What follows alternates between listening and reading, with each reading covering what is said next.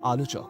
তিনি সারা বাংলাদেশের বিভিন্ন অঞ্চলে ওয়াজ মাহফিলের মাধ্যমে ইসলাম প্রচার করেন। দেশের নানা স্থানে ইসলামিক বক্তব্য দিতে তার উপর বাধা এসেছে অথবা সরকার ও প্রশাসনের অনুমতির প্রয়োজন হয়েছে। তিনি ভারত, সৌদি আরব, যুক্তরাষ্ট্র, সিঙ্গাপুর সহ নানা দেশে দাওয়াতি কাজের জন্য আমন্ত্রিত হয়েছেন। 2021 সালে মিথ্যা অভিযোগে তাকে গ্রেফতার করা হয়। আমির হামজা 1992 সালের 28 অক্টোবর কুষ্টিয়া জেলার সদর উপজেলার পাচিকাবাড়ি ইউনিয়নের 2 নং ওয়ার্ড জাবিরা ভিটায় জন্মগ্রহণ করেন। তার পিতা মোহাম্মদ বিরাজউদ্দিন, তিনি সাধারণ একজন কৃষক ছিলেন। আমির হামজা ছোটবেলায় সর্বপ্রথম কোরআনের হিফজ সম্পন্ন করেন। এরপর তিনি কুষ্টিয়া জেলার একটি কওমি মাদ্রাসায় পড়াশোনা করে ইফতা সম্পন্ন করেন। এজন্য তাকে মুফতি উপাধি দেওয়া হয়। তবে তিনি কওমি মাদ্রাসার পাশাপাশি আলিয়া মাদ্রাসায় পড়াশোনা চালিয়ে যান। আলিয়া থেকে আলিম শ্রেণী সম্পন্ন করার পরে কুষ্টিয়া ইসলামী বিশ্ববিদ্যালয়ের ধর্মতত্ত্ব অনুষদের আল কুরআন ও ইসলামিক স্টাডিজ বিভাগে ভর্তি হন। এখান থেকেই স্নাতক ও স্নাতকোত্তর ডিগ্রি সম্পন্ন করেন মুফতি আমির হামজা। পড়াশোনা শেষে মুফতি আমির হামজা ওয়াজ মাহফিলের মাধ্যমে দাওয়াতের কাজে মনোনিবেশ করেন। 2020 সালের 24 অক্টোবর কাউন্টার টেরোরিজম ইনভেস্টিগেশন বিভাগের উপপরিদর্শক মোহাম্মদ মুখলিসুর রহমান তার বিরুদ্ধে একটি মিথ্যা ও উদ্দেশ্য প্রণোদিত মামলা করেন। তিনি দাবি করেন, হামজা নিরীহ নাগরিকদের রাষ্ট্রের বিরুদ্ধে উস্কানি দিচ্ছেন এবং জিহাদে অংশগ্রহণ করতে উদ্বুদ্ধ করছেন। 2021 সালে বাংলাদেশ পুলিশ দাবি করে এই বক্তা ওয়াজ মাহফিলে বিভ্রান্তিকর ও উগ্রবাদী তথ্য ছড়াচ্ছেন। পুলিশের এইসব অভিযোগ যে সর্বৈব মিথ্যা তা এদেশের মানুষ প্রত্যেকেই জানে। মুফতি আমির হামজা সবসময়ই ইসলামের সৌন্দর্য, শান্তির বাণী এবং সুবহান আদর্শকে প্রচারের জন্য নিরন্তর প্রচেষ্টা চালিয়ে যাচ্ছেন।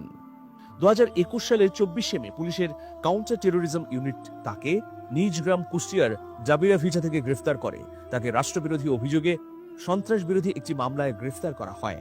গ্রেফতারের পর জিজ্ঞাসাবাদের জন্য 5 দিনের রিমান্ডে নেওয়া হয়।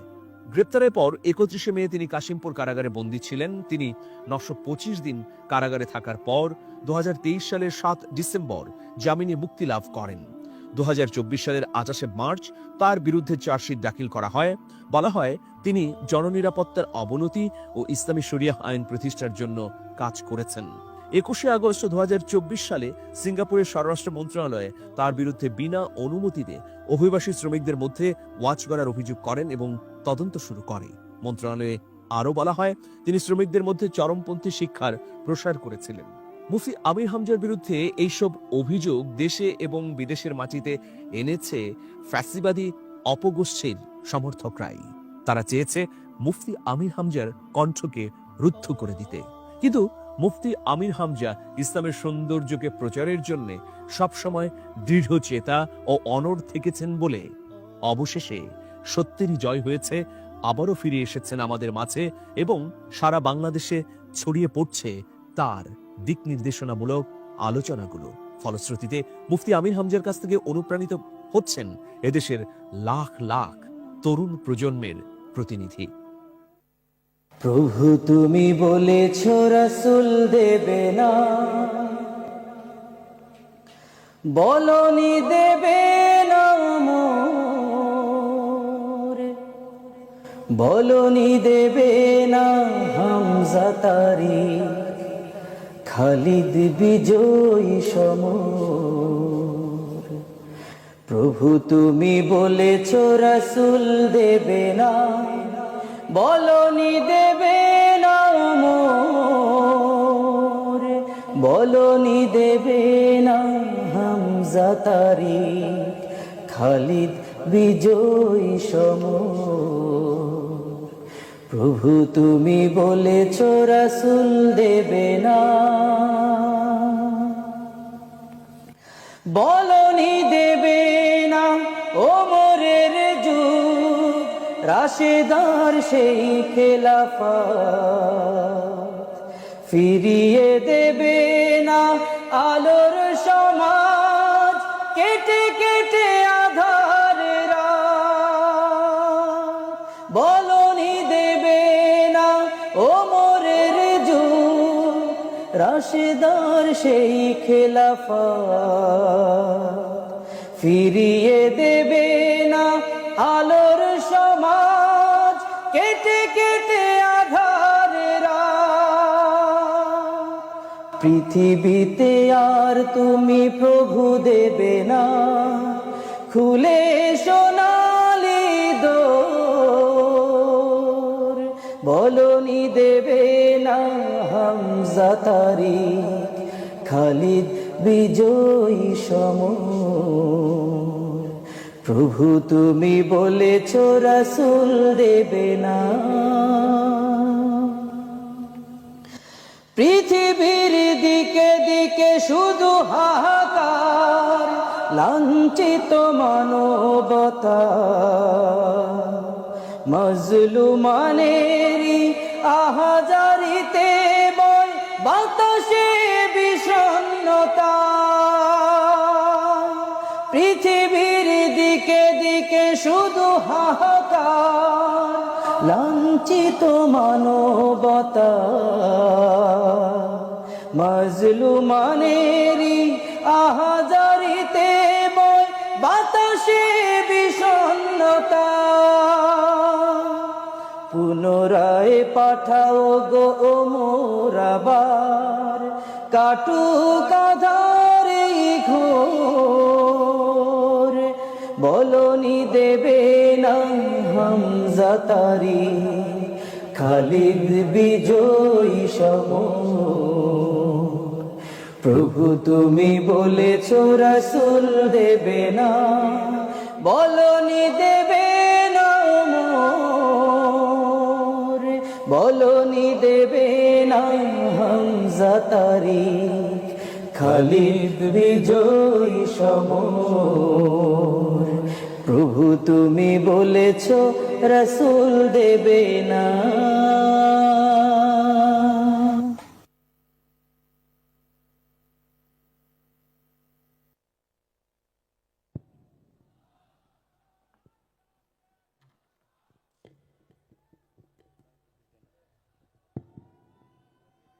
সাহস নিয়ে দাঁড়িয়েছ তাই, মুক্ত হয়েছে জামিন, সাহস করে দাঁড়ালে আর একবার কায়েম হয়ে যাবে দিন। নয় নয় নয় আর কোনো ভয়, আনতে হবে দিনের বিজয়, দিনের বিজয়। মানুষের সাথে যারা করেছে দুশ্মনী, করেছে বাড়াবাড়ি, দেশের বুকে তাদের হয়নি তো জায়গা, যেতে হলো মামার বাড়ি। মানুষের সাথে যারা করেছে দুশ্মনী, করেছে বাড়াবাড়ি, দেশের বুকে তাদের হয়নি তো জায়গা, যেতে হলো মামার বাড়ি। তাই নয় নয় নয় আর কোনো ভয়, আনতে হবে দিনের বিজয়, দিনের বিজয়। অসংখ্য ধন্যবাদ। আপনারা কি কল্পনা করতে পারেন যে মানুষটি আপনাদের সামনে তাফসীর করবেন, তিনি 3000 দিন জেল খেটেছেন? আমরা একদিন জেলে যেতে ভয় পাই, লুকিয়ে থাকি, মিথ্যা বলি, ফ্যাসিবাদের কাছে মাথা নত করি, কিন্তু 3000 দিন। আমরা তো অনেকবার শুনেছি আরব্য রজনীর 1000 দিনের গল্পের কথা, কিন্তু আজকে যিনি এই ময়দানে আমাদের সামনে উপস্থিত হয়েছেন, তিনি 3000 দিন কারারুদ্ধ ছিলেন। ফ্যাসিবাদ তাকে অন্যায়ভাবে জুলুম করে কারাগারে অবরুদ্ধ রেখেছিল, কিন্তু পবিত্র কোরআনেরই তো ঘোষণা, মিথ্যা অপসৃত হবে, সত্য উদ্ভাসিত হবে। সেই ঘোষণা সত্যই প্রমাণিত হয়েছে। আজ আবার ফিরে এসেছেন ওয়াজের ময়দানে ইসলামিক স্কলার মাওলানা মুফতি আমির হামজা। আমরা ফিরে পেয়েছি, আমরা আরেকবার স্লোগান ধরি, মুফতি আমির হামজার আগমন, শুভেচ্ছা স্বাগতম, হামজা ভাইয়ের আগমন। সম্মানিত স্কলারের প্রতি বিনীত আহ্বান জানাচ্ছি তাফসির শুরু করবার জন্য। এখন পবিত্র কোরআন থেকে তাফসির করবেন বাংলাদেশের জনপ্রিয় ইসলামিক স্কলার, ইসলামিক পণ্ডিত এবং আমাদের প্রিয় অভিভাবক মাওলানা মুফতি আমির হামজা হুজুর। নারায়ে তাকবীর। একটুখানি আমাদের লাস্ট পর্যন্ত এপাশ ওপাশ আমরা দর্শক, আমাদের ভাই বুঝতে পারছেন যে অনেক লোক, একটু ফ্ল্যাশ লাইট জ্বালাবো আপনাদের 1 মিনিট টাইম, 1 মিনিট। আমরা দেখতে চাই কোন পর্যন্ত আজকে হামজা ভাইয়ের জন্য তাওহীদি জনতার এই জনস্রোত আজকে আমরা চারিদিকে দেখতে চাই। নারায়ে তাকবীর, নারায়ে তাকবীর। আল কোরআনের আলোক, আল হাদিসের আলোক, আমার নেতা তোমার নেতা হামজা ভাইয়ের আগমন যশোরবাসীর পক্ষ থেকে, খুলনাবাসীর পক্ষ থেকে লিল্লাহে তাকবীর। আসসালামু আলাইকুম ওয়া রাহমাতুল্লাহি ওয়া বারাকাতুহু।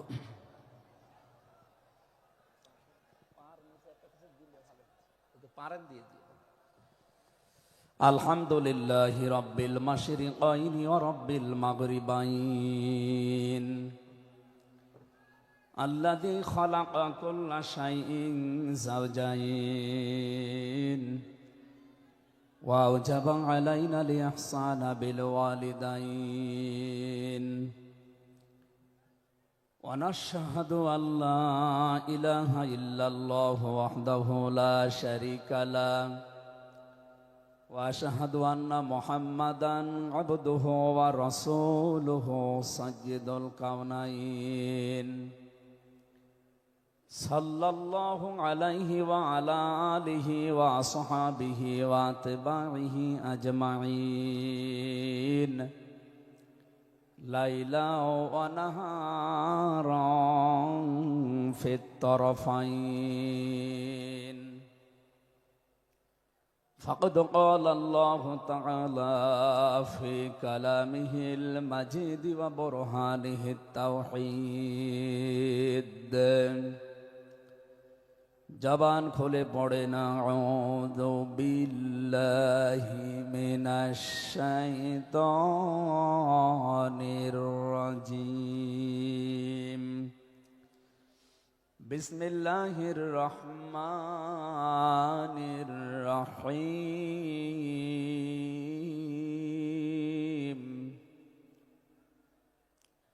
মুহাম্মাদুর রাসূলুল্লাহ والذين معه أشداء على الكفار رحماء بينهم تراهم ركعا سجدا يبتغون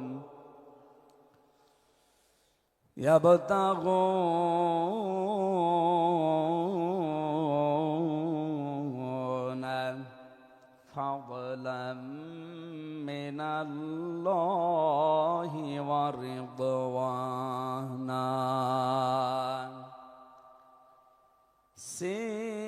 سيماهم في وجوههم من أثر السجود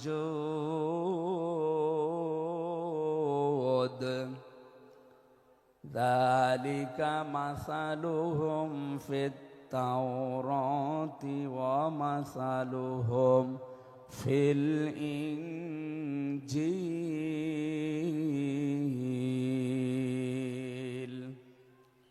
صدقت يا ربنا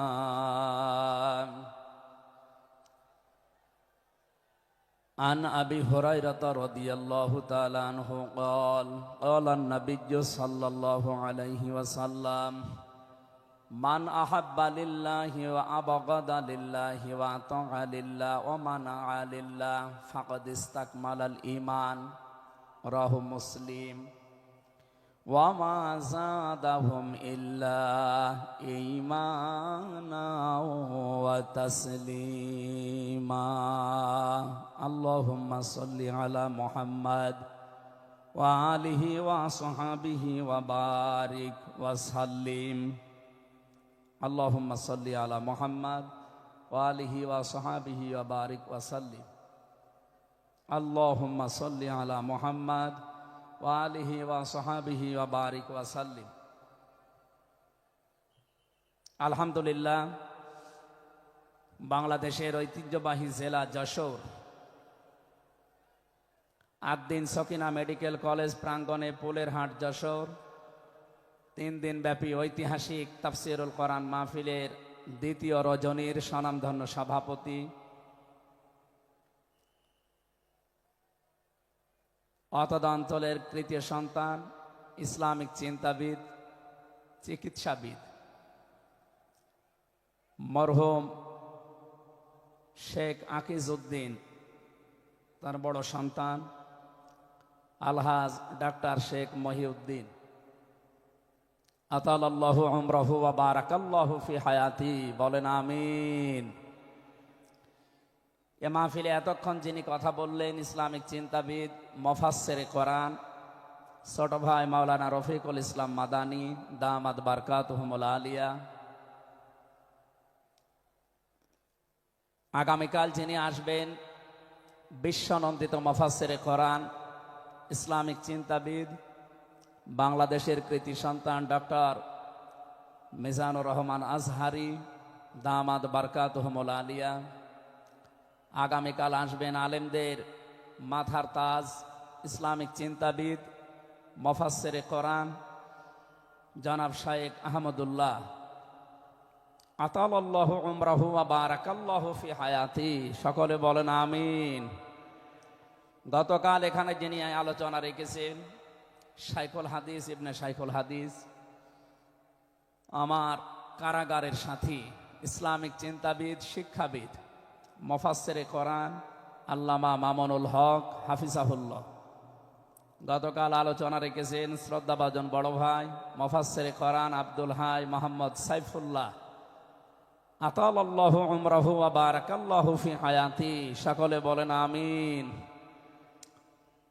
মঞ্চের ডানে বামে যারা আছেন সম্মানিত ব্যক্তিবর্গ, সামনে বসা মুসলমান ভাইরা, পর্দার আড়ালের সম্মানিতা মা এবং বোনেরা, প্রশাসনের ভাইরা, প্রাণ প্রিয় যশোরবাসী,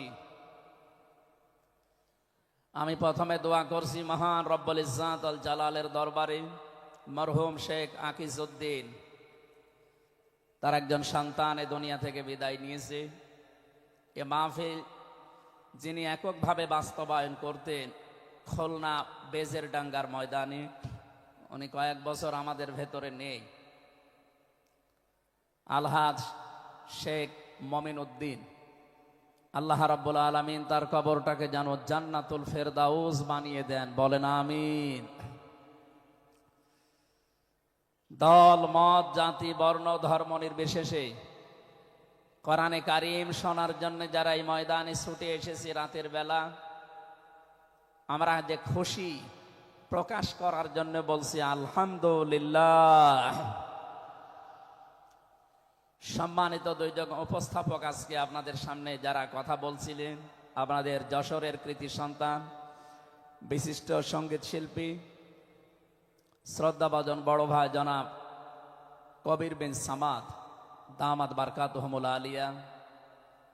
সম্মানিত উপস্থাপক হিসাবে আরেকজন আছেন বাংলাদেশের কৃতি সন্তান, ইসলামিক চিন্তাবিদ, নাশিদ শিল্পী বড় ভাই জনাব আমিরুল মমিনিন মানিক হাফিজাহুল্লাহ। যে আল্লাহ আমাদেরকে কণ্ঠ ছেড়ে দিয়েছেন কথা বলার জন্যে, 15.5 বছর মনে হচ্ছিল যে আমাদের বুকের ওপর একটা পাথর চাপা দেওয়া আছে। পাথরটা আল্লাহ নিজের কুদরতি ভাবেই সরিয়ে দিয়েছেন। যে আল্লাহ আমাদেরকে এখন এই যে কথা বলার মতো সুযোগ দিয়েছেন, বলেন আলহামদুলিল্লাহ। পৃথিবীতে মানুষ যা পেয়েছে সব কিছুর তুলনায় আল্লাহর কাছে কোরআনে কারিম শ্রেষ্ঠ সম্পদ।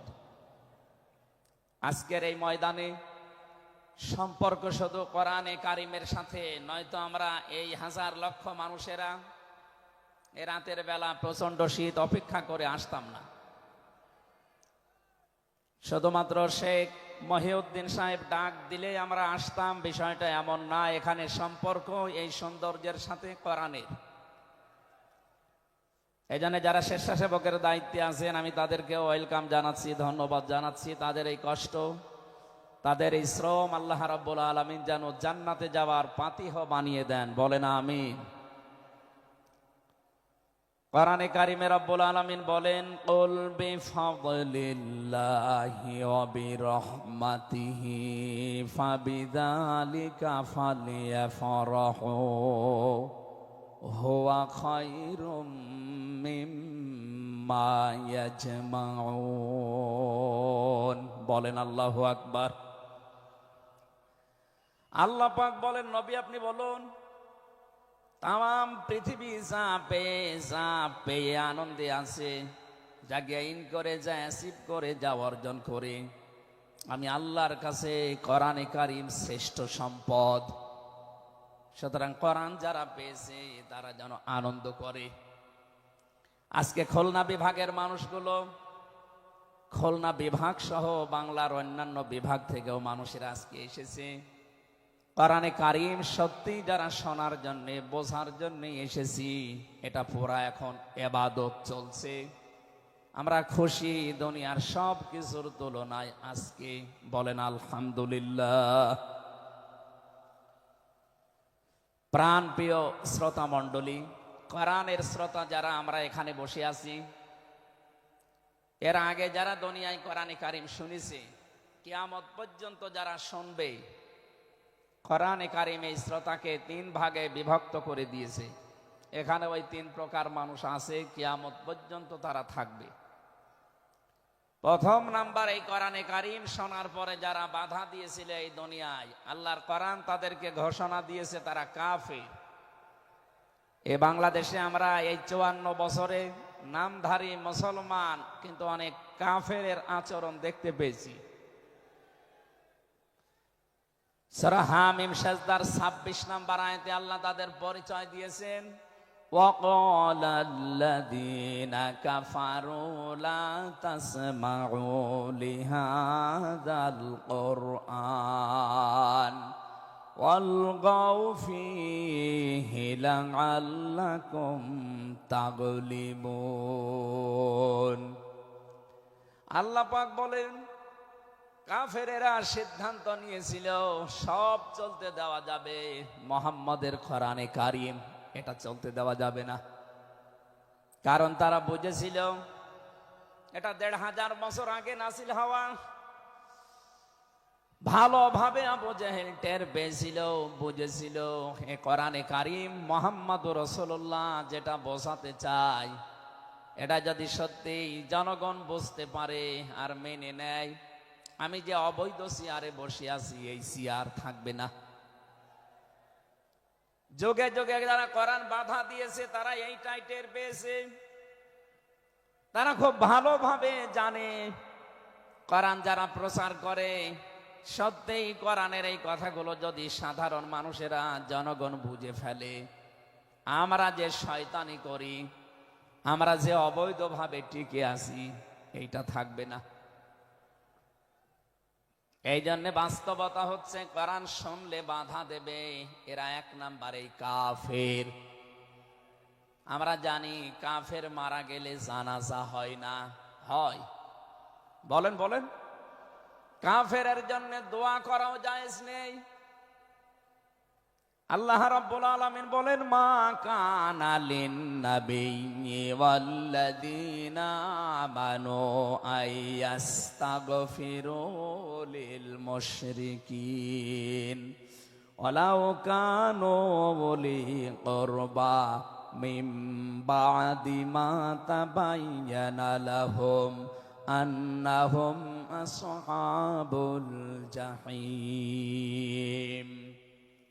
সূরা তাওবা 113 নম্বর আয়াতে আল্লাহ জানিয়েছেন, হযরত ইব্রাহিম আলাইহিস সালাম সম্পর্কে যদিও আয়াতটা নাযিল হওয়া তামাম দুনিয়ার মানুষকে উদ্দেশ্য করায় আয়াত দিয়ে, হে নবী, কোন নবীর জন্যে কোন ইমানদারের জন্যে এটা জায়েজ না, শোভনীয় না, উচিত না যে কোনো মুশরিক মারা গেলে তার জন্য আল্লাহর কাছে সে ক্ষমা চাবে, ইস্তিগফার করবে।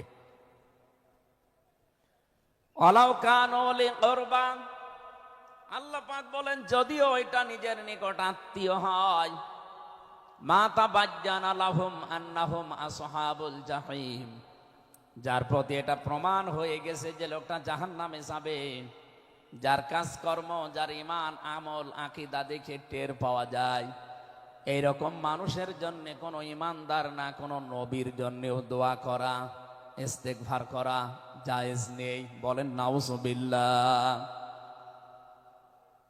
একজন নবীকে যদি আল্লাহ এই কথা বলতে পারেন, আমি আয়াতের ব্যাখ্যায় পড়েছি মুহাম্মদুর রাসূলুল্লাহ সাল্লাল্লাহু আলাইহি ওয়াসাল্লামের নিজের আপন চাচা আবু তালিব, এই লোকটা যখন মারা যাচ্ছিল, বিশ্ব নবী নিজে তার কাছে গিয়ে বললেন, ইয়া আম্মি আবি তালিব, কুল লা ইলাহা ইল্লাল্লাহ হাজ্জুল লাকা ইনদাল্লাহি ইয়াউমাল কিয়ামাহ, বুখারী শরীফের হাদিস। ডাক দিয়ে বললেন, হে চাচা, জোরে বলা লাগবে না, আওয়াজগুলো শুধু আমার কানের কাছে মুখটা নিয়ে আস্তে করে আপনি বলেন, লা ইলাহা ইল্লাল্লাহ, জোরে লা ইলাহা ইল্লাল্লাহ, লা ইলাহা ইল্লাল্লাহ, লা ইলাহা ইল্লাল্লাহ মুহাম্মাদুর রাসূলুল্লাহ। আপনি শুধু আল্লাহর একাত্মবাদের স্বীকৃতি দেন আমার কানের কাছে, রিসালাতের ঘোষণাটা দেওয়া লাগবে না, শুধু আল্লাহর ঘোষণাটা আমার কানের কাছে শোনান, কিয়ামতের দিন আমি আপনার জন্য আল্লাহর দরবারে ঝগড়া করে জান্নাতে নিয়ে যাব।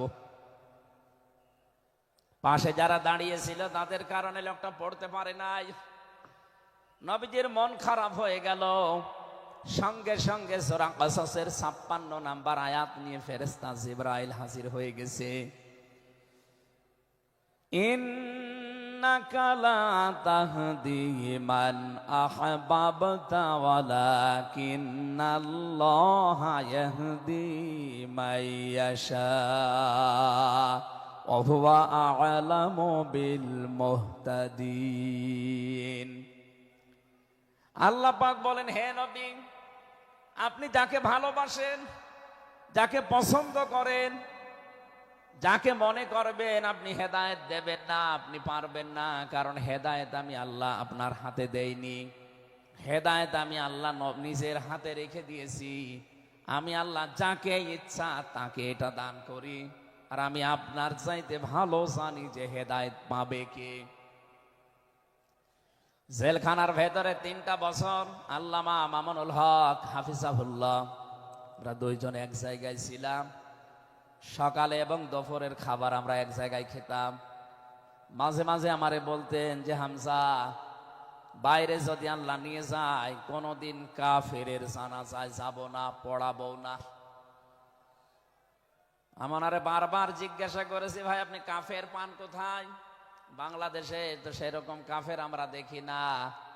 উনি আয়াতটা আমাকে শুনিয়ে বলেছিলেন, কাফের তো তারা যারা আল্লাহর কোরআনে বাধা দেয়। সুতরাং এই দেশে যারা কোরআনে বাধা দেবে সে ডাইরেক্ট হোক ইনডাইরেক্ট হোক, সূরা হামিম সেজদার 26 নম্বর আয়াতের দলিল অনুযায়ী লোকটা কাফের। কাফেরের জানাজা পড়া কিন্তু হারাম। আমার মনে হয় এখন দেশের অবস্থা যা, আমরা যদি এই সিদ্ধান্তে উপনীত হতে পারি যে কাফেরের জানাজা বন্ধ হয়ে যাবে, আগামীতে কোরআনে কারীম বাধা দেওয়ার মতো সাহস অনেকেই করবে না। কোরআনে কারীমের শ্রোতা 1 নম্বরে পেলাম যারা কাফের। 15.5 বছর থেকে শুরু করে 54 বছর আমরা যা দেখলাম, অনেকেই কিন্তু ডাইরেক্ট ইনডাইরেক্ট বাধা দিয়েছেন। এখনো যদি ওইরকম মানুষ থাকেন এই দেশে, আপনি তাওবা করবেন, আপনি সংশোধিত হয়ে যাবেন। আর যেহেতু এখন সংস্কার চলছে, আপনি নিজেকেও সংস্কার করে নেবেন। কোরআনের শ্রোতা হিসাবে আমরা 2 নম্বরে পেয়েছি তাদের নাম। আল্লাহ রাব্বুল আলামিন বলেন, ওয়াইদা কিলা লাহুম তাআলাউ ইলা মা আনজালাল্লাহু ওয়া ইলার রাসূলি রাআইতাল মুনাফিকিনা ইয়াসুদ্দুনা আনকা সুদুদা। সূরা নিসার 61 নম্বর আয়াতে আছে, হে নবী, মানুষদেরকে আপনি যখন বলবেন আসো আল্লাহর বিধানের দিকে আসো, রাসূলের জীবনের দিকে আসো, আপনি দেখতে পাবেন অনেক মানুষ শুনতেও আসবে কোরআন, আপনার কথাও শুনতে আসবে। কিন্তু যখন দেখবে যে এগুলো কোরআনের সাথে আমাদের জীবনের মিল নেই, রাসূলের এই আদর্শের দিকে ডাকে, এগুলোর সাথে বাস্তবতা আমাদের মেলে না, রাআইতাল মুনাফিকিনা ইয়াসুদ্দুনা আনকা সুদুদা, আপনি দেখতে পাবেন ও মানুষগুলো আস্তে করে আপনার কাছ থেকে পেছন ফিরে কেটে পড়ছে। বলেন নাউজুবিল্লাহ। সুতরাং কোরআন শুনতে এসে যেগুলো যাদের জীবনে মিলবে না, এই মানুষগুলো যদি মন খারাপ করে, রাগ করে, যে কোনো কায়দায় চলে যেতে চান, আপনি মনে করবেন মুনাফিকের জার্ম আপনার ভেতরে আছে। আল্লাহ আমাদের হেফাজত করুন, বলেন আমিন। 3 নাম্বার শ্রোতার বর্ণনা পেয়েছি সূরা আনফালের 2 নম্বর আয়াতে। আল্লাহ পাক বলেন, ইন্নামাল মুমিনুনা আল্লাযীনা ইযা যুকিরাল্লাহু ওয়াজিলাত কুলুবুহুম ওয়া ইযা তুলিয়াত আলাইহিম আয়াতুহু যাদাতুহুম ঈমানা ওয়া আলা রাব্বিহিম ইয়াতাওয়াক্কালুন। চিৎকার করে বলেন আল্লাহু আকবার। আল্লাহ পাক বলেন, আমার দৃষ্টিতে তো কোরআনের শ্রোতা আসল এবং মুমিন তারা, যাদের সামনে আমার নাম উচ্চারণ হলে তাদের অন্তরাত্মা কেঁপে ওঠে, আমার আয়াতগুলো তাদের সামনে তেলাওয়াত হলে এ মানুষগুলোর ঈমান ভেতরে যা আছে এটা আরো বেড়ে যায়। এখানে যাদাতুহুম ঈমান আর ব্যাখ্যায় আমি দেখেছি, শরীরের পশমগুলো দেখবেন আপনি হঠাৎ খাড়া হয়ে যাবে, বাম স্তনের 2 আঙ্গুল নিচে একটা গোস্তের টুকরা আছে, ওটা কাঁপবে, কাঁপাকাঁপি করবে, একটা অনির্বচন শোক আপনি আলাদা অনুভব করবেন। এই 3টা যদি এখন আমাদের ভেতরে তৈরি হয়, আলা রাব্বিহিম ইয়াতাওয়াক্কালুন, বাড়ি যাওয়ার আগে এই সিদ্ধান্ত নিয়ে যাওয়া যাবে যে আল্লাহ ছাড়া আর কারো উপরে আমরা ভরসা করি না। বলেন সুবহানাল্লাহ। এই 3টা আয়াত দিয়ে আমি বোঝাতে চেয়েছি কাফের কারা, মুনাফিক কারা, আল্লাহর দৃষ্টিতে মুমিন কারা। 3 নাম্বার এই তরিকায় যদি আমরা এই 3টি গুণ অর্জন করতে পারি, আজকে আল্লাহর কথাগুলো শুনলে আপনার ভেতরে কাঁপ ধরবে। 2 নাম্বারে আল্লাহর আয়াত তেলাওয়াত হবে, যখন বুঝতে পারবেন যে কি বলে, ওয়াইদা সামিউ মা উনজিলা ইলার রাসূলি তারা আয়ুনাহুম তাফিদু মিনাদ দামি মিম্মা আরাফু মিনাল হক ইয়াকুলুনা রাব্বানা আমান্না ফাকতুবনা মা'আশ শাহিদিন। সূরা মায়েদা 7 নাম্বার পারার 1 নাম্বার পৃষ্ঠার 1 নাম্বার লাইনের 83 নাম্বার আয়াতে আছে। তাফসিরে ফি জিলালিল কোরআন থেকে শোনাচ্ছি, রব্বুল আলামিন বলেন, নবী আপনি যখন ওদের সামনে পড়বেন, আমার এই আয়াতগুলো যখন ওরা মন দিয়ে শুনবে, অনুধাবন করতে পারবে, উপলব্ধি করার যোগ্যতা যাদের আছে, আপনি দেখবেন ওদের চোখ দিয়ে মনের অজান্তেই পানি পড়ছে। এজন্য অ্যাক্টিভ হন আরো, কারণ কোরআন শোনার 2টা নিয়ম আল্লাহ দিয়েছেন, ফাসতামিউ লাহু ওয়া আনসিতু। শুধু শোনা না, তাহলে সামিয়া দিতেন। আল্লাহ ফাস্তামিউ দিয়েছেন, এই জন্য মনোযোগ সহকারে শুনতে হবে। আজকের তেলাওয়াতকৃত আয়াত থেকে আমরা তাফসীর আকারে কথা বলবো ইনশাআল্লাহ। 2 নম্বরে চুপ থাকা লাগবে। আমি এখনো অনেককে দেখতে পাচ্ছি এদিকে ওদিকে তাকাচ্ছেন, গল্প করছেন। আশা করছি কোরআনে বর্ণিত আল্লাহর এই 2টা নির্দেশ আপনি মেনে নেবেন। 1 নম্বরে চুপ থাকবেন, 2 নম্বরে মনোযোগ সহকারে শুনবেন। লাআল্লাকুম তুরহামুন, আশা করা যায় আল্লাহর রহমত এখানে নাজিল হবে। আল্লাহ আমাদেরকে আয়াতটা মেনে চলার তৌফিক দেন, বলেন আমিন। এজন্য কোরআনের আলোচনা শুনলে সবার চোখে পানি আসবে না। যারা এটা উপলব্ধি করতে পারবে, অনুধাবন করতে পারবে, আপনি দেখবেন তাদের মনের অজান্তেই কখন যেন চোখ দিয়ে পানি গড়িয়ে পড়ছে, তারা নিজেরাও টের পাবে না। আল্লাহ যেন এই 3 নাম্বার এই প্রকার শ্রোতা হিসাবে আমাদের কবুল করেন, বলেন আমিন। দরুদ আর সালাম পাঠ করছি আমাদের নবী মুহাম্মদুর রাসূলুল্লাহ সাল্লাল্লাহু আলাইহি ওয়াসাল্লামের প্রতি, যার প্রতি কোরআনে কারীম আল্লাহ নাযিল করেছেন। সেই কোরআনকে যদি আপনি জিজ্ঞাসা করেন, হে কোরআন, যার উপরে নাযিল হলে তার সম্পর্কে তোমার ভেতরে কোনো কিছু আছে, কোনো পরিচয়? আল্লাহ রাব্বুল আলামিনের কোরআন আমাদেরকে শোনাচ্ছেন, ওয়াইদ ক্বালা রাব্বু ওয়াইদ ক্বালা ঈসা ইবনু মারইয়ামা ইন্নী রাসূলুল্লাহি ইলাইকুম মুসাদ্দিকাল লিমা বাইনা ইয়াদাইয়া মিনাত তাওরাত। আয়াতের শেষের দিকে আল্লাহ ইসমুহু আহমাদ এই শব্দ দিয়ে জানিয়েছেন, হযরত ঈসা আলাইহিস সালাম তিনি জানিয়ে গিয়েছেন এই পৃথিবীতে আমার পরে একজন নবী আসবে যার নাম হবে আহমদ। আমাদের নবীর পরিচয়টা আল্লাহ কোরআনে কারীম যিনি নাযিল করলেন তার উপরে, তার ভেতরেই তার নামটা আল্লাহ সংরক্ষণ করে দিয়েছেন। প্রশ্ন আসতে পারে, এক একজনের তো বহু নাম আমরা দেখি। হে কোরআন, তোমার ভেতরে কি মুহাম্মদুর রাসূলুল্লাহ সাল্লাল্লাহু আলাইহি ওয়াসাল্লাম এই নাম তোমার ভেতরে আল্লাহ কি তার সম্পর্কে দিয়েছেন নাকি? আমরা যে তেলাওয়াত করেছি সূরা ফাতিহা, এই সূরা থেকে যেহেতু আজকে আলোচনা করব, এই সূরার প্রথম আয়াতে আমার আল্লাহ আমার নবীর নামকে উল্লেখ করে জানিয়েছেন। এটা 29 নম্বর আয়াত, মুহাম্মাদুর রাসূলুল্লাহ। সূরা ফাতিহার 29 নম্বর আয়াতটা আমরা পড়েছি 4 ভাগের 1 ভাগ।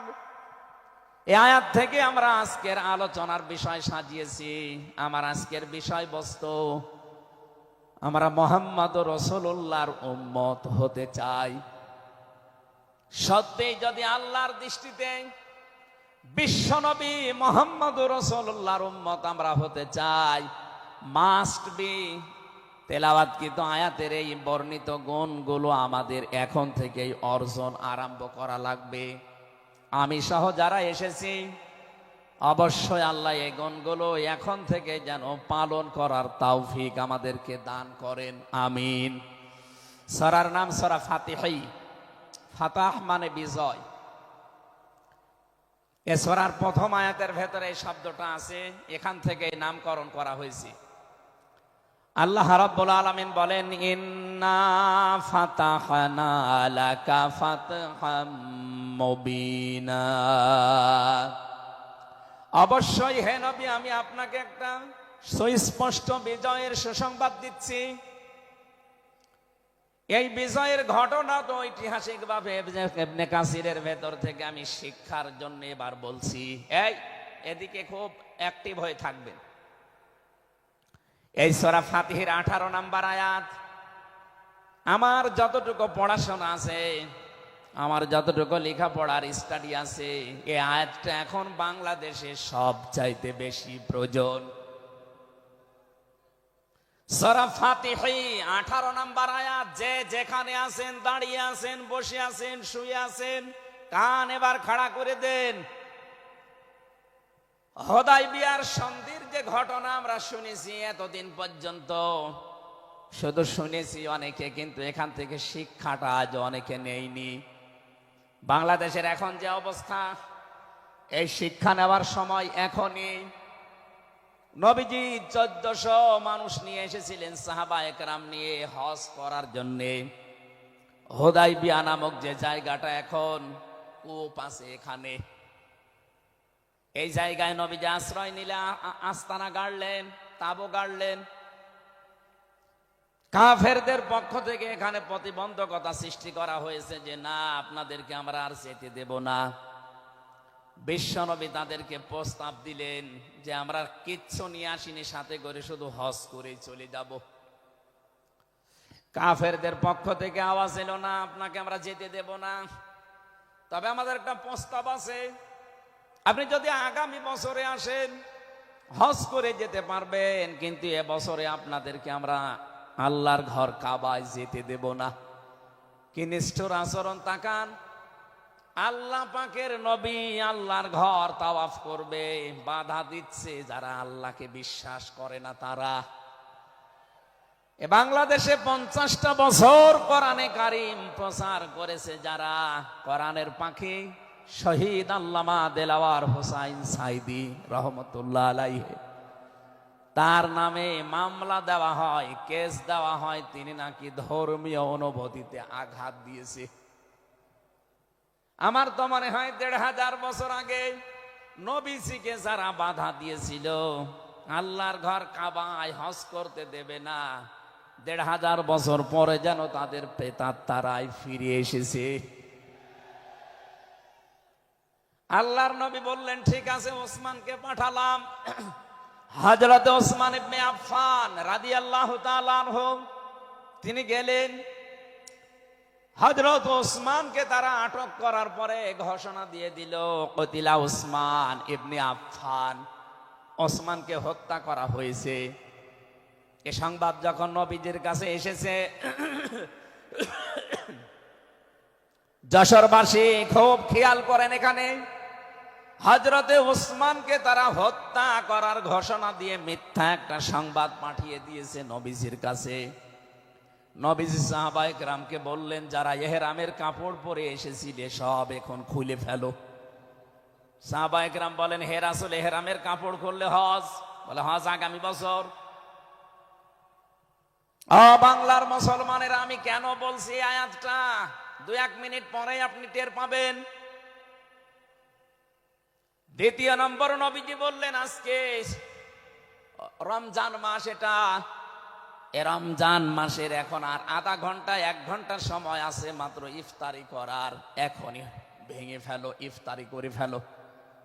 দরকার আগামীতে রোজা আবার রমজানের সিয়াম আবার করে দেওয়া যাবে। যে 2টা সিদ্ধান্ত নিলেন, 2টাই ফরজ, একটা রোজা একটা হজ। নবীজি কিন্তু জানতেন ইহরামের কাপড় খুলে ফেললে হজ ভেঙে যাবে, আর একটু পরেই তো ইফতারি করলে রোজাটা হয়ে যায়। বিশ্ব নবী বলেন না এক্ষুনি রোজা ভেঙে ফেলো।